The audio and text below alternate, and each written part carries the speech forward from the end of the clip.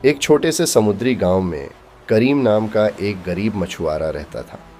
उसका घर छोटा ज़रूर था, लेकिन उसमें रहने वाले लोगों के दिल बहुत बड़े थे।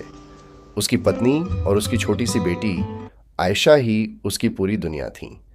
वह हर दिन अपनी बेटी से वादा करता था कि एक दिन वह उसे एक बेहतर ज़िंदगी देगा, और उसकी बेटी हमेशा मुस्कुराकर यही कहती थी कि उसे बस अपने पिता का साथ चाहिए। करीम की जिंदगी आसान नहीं थी। हर सुबह सूरज निकलने से पहले वह अपनी छोटी सी नाव लेकर समुद्र में निकल जाता था। कभी उसे मछलियां मिलती तो कभी पूरा दिन खाली हाथ लौटना पड़ता।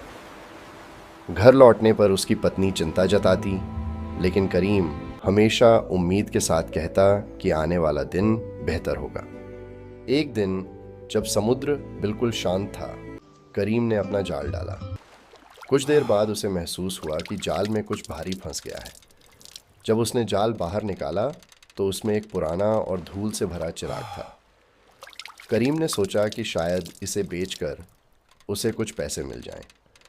वह उसे लेकर अपने घर आ गया, लेकिन जैसे ही उसने चिराग को साफ किया, अचानक चारों तरफ धुआं फैल गया और एक विशाल डरावना जिन्न उसके सामने प्रकट हो गया।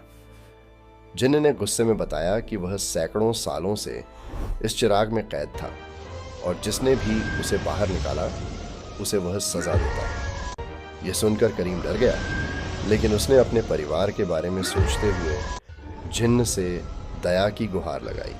जिन्न कुछ देर सोचने के बाद बोला कि वह करीम की जान तो नहीं लेगा, लेकिन एक शर्त पर।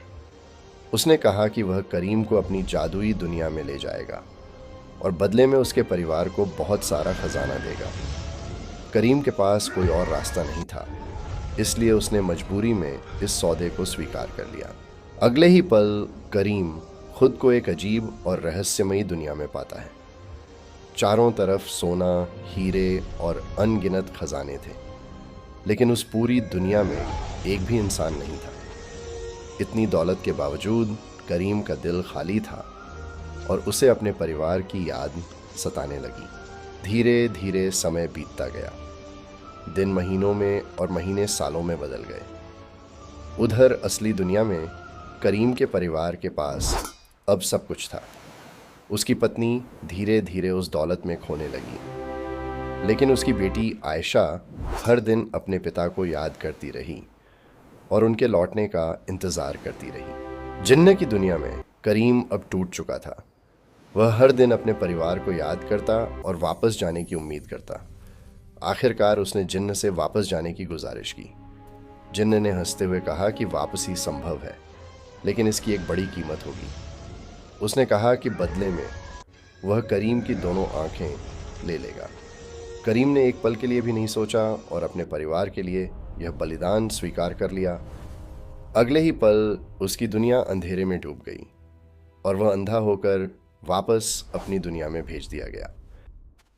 करीम किसी तरह अपने घर पहुंचा। उसकी बेटी ने उसे पहचान लिया और उसे लिपट गई।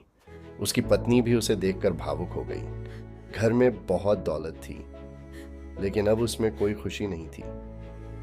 करीम ने महसूस किया कि असली खुशी परिवार में होती है। जब करीम ने अपने परिवार को यह दौलत कैसे आई और जिन्न के बारे में बताया, तो अचानक हवा तेज चलने लगी और कुछ ही पलों में जिन्न वहां पर आ गया। इस बार वह बहुत गुस्से में था। उसने कहा कि उसने पहले ही चेतावनी दी थी, लेकिन फिर भी उसकी बात नहीं मानी गई। अब वह करीम को सज़ा देगा, लेकिन करीम ने बिना डरे कहा कि वह उसे मार सकता है और अपनी दौलत भी वापस ले सकता है, क्योंकि अब उसे उस दौलत की कोई ज़रूरत नहीं है। फिर करीम ने कहा कि शायद इसी बेरहमी की वजह से उसे उसके अपने लोगों ने चिराग में कैद कर दिया था। यह सुनकर जिन्न चुप हो गया और उसके चेहरे का गुस्सा धीरे धीरे कम होने लगा। करीम की बातों ने जिन्न के दिल को छू लिया। पहली बार उसे एहसास हुआ कि वह गलत था। आखिरकार जिन्न ने करीम को माफ़ कर दिया। उसने उसे नुकसान पहुंचाने के बजाय उसे दौलत देकर उसका भला करने का फैसला किया। इसके बाद जिन्न धीरे धीरे धुएं में बदल गया और हमेशा के लिए वहाँ से गायब हो गया। करीम अपने परिवार के साथ खड़ा था। अब उसे समझ आ चुका था कि असली खुशी क्या होती है।